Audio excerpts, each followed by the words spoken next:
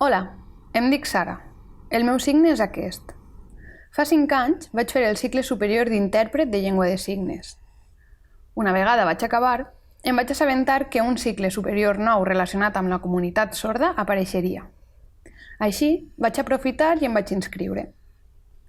M'estic referint al cicle superior de mediació comunicativa.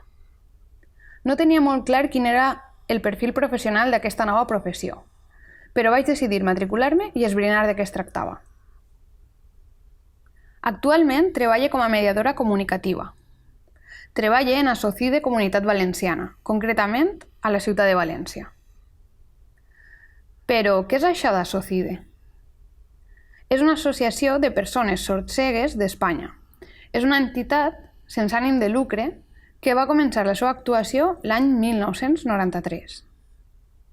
Els objectius d'aquesta són buscar, crear i fomentar tota mena d'actuacions que permeten cobrir les necessitats específiques de les persones sordcegues en tots els àmbits, per tal de millorar la seva qualitat de vida, procurant el seu desenvolupament humà, intel·lectual i social. Asocide dirigeix la seva atenció al col·lectiu de persones sordcegues dins de l'àmbit estatal, tant a persones sordcegues socis d'Asocide, com a altres persones sordcegues que no estan afiliades a l'associació i que són detectades gràcies a la col·laboració de l'ONCE.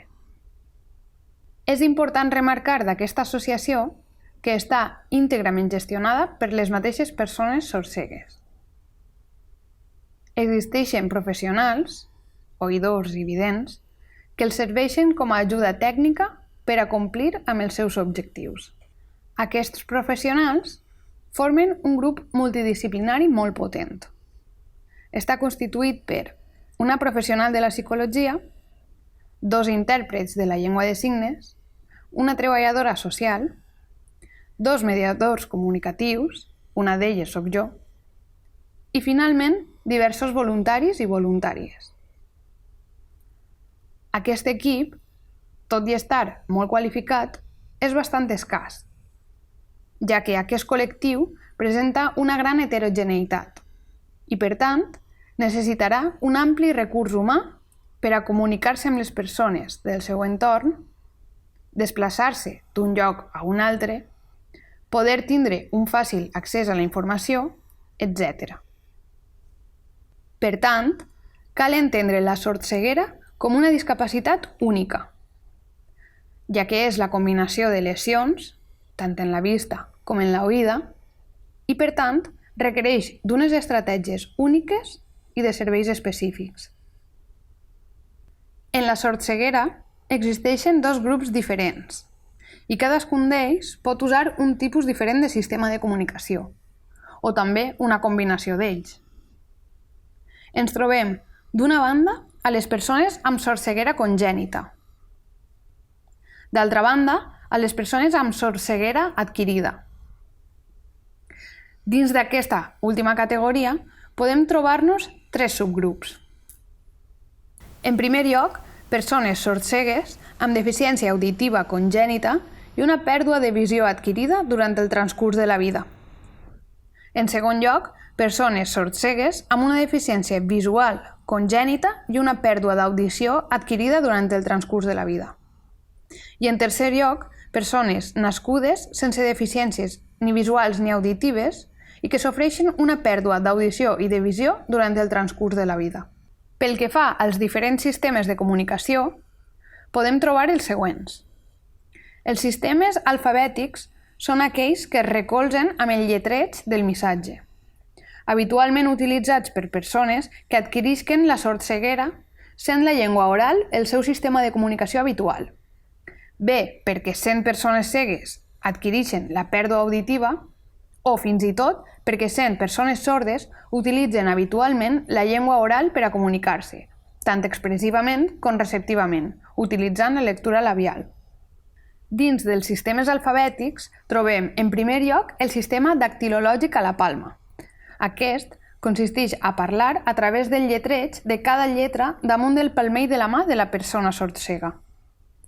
En segon lloc, majúscules sobre la palma, consisteix a anar escrivint sobre el centre del palmell de la mà de la persona sordcega, amb l'índex, cadascuna de les lletres que componen les paraules, en majúscules i una sobre una altra. En tercer lloc, dit com a llapis, es pren el dit índex de la persona sordcega i s'escriu amb ell, com si es tractara d'un llapis, el missatge que es vol transmetre. Es pot fer a l'aire o sobre una superfície. En quart lloc, el murmuri. Quan la persona sordcega té restes auditives o la seva pèrdua encara no és total, llavors una persona es col·loca prop de la seva oïda i li transfereix la informació. Als sistemes no alfabètics podem trobar-nos, en primer lloc, amb el llenguatge de gestos naturals. Aquesta és la primera manera d'abordar la comunicació amb el xiquet o xiqueta sordcega. No es tracta d'una llengua formal i sol estar molt contextualitzada i personalitzada als signes i conceptes que ell o ella coneix i utilitza. En segon lloc, trobem la llengua de signes. És important saber que des del 23 d'octubre del 2007, segons la llei 27/2007, es reconeix com a oficial les llengües de signes espanyoles. La persona sordcega tindrà necessitat de rebre el missatge signat ajustant-lo a determinats aspectes que es tindran en compte per a una comprensió satisfactòria. Això significa la realització dels signes a una distància major, perquè aquests entren dins del seu camp visual, a un ritme més lent i en unes condicions de lluminositat que afavorisquen la comprensió, contrast entre les mans i la roba de la persona que li signa, etc. Quan la persona és sordcega total, o la seva resta de visió és mínima, necessita col·locar les mans sobre les de qui li signa per a poder percebre el missatge. Parlem llavors de llengua de signes tàctil o recolzada. En tercer lloc, trobem el sistema bimodal.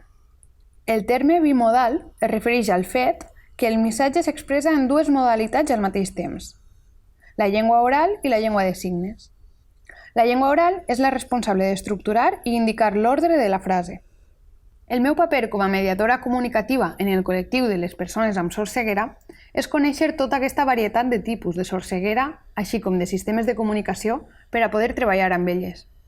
A més, presentar diverses competències, com ara realitzar acompanyaments en situacions de la vida diària, donant suport a l'usuari en la realització de gestions bàsiques, elaborar i posar en marxa programes d'intervenció social i educativa, facilitar la comunicació al voltant dels usuaris per a evitar l'aïllament social i assessorar sobre accessibilitat i inclusió, facilitant estratègies de participació i suport en la comunicació per a evitar l'exclusió. Per finalitzar, una dada curiosa. Algunes persones sordcegues van amb un bastó vermell i blanc. Aquest és diferent dels bastons de les persones invidents, que és blanc completament. És un símbol de distinció, per a saber que la persona que ho porta és una persona sordcega. I encara que la seva comunicació pot resultar una mica complicada, podeu ajudar-lo, per exemple, a facilitar-li travessar el carrer.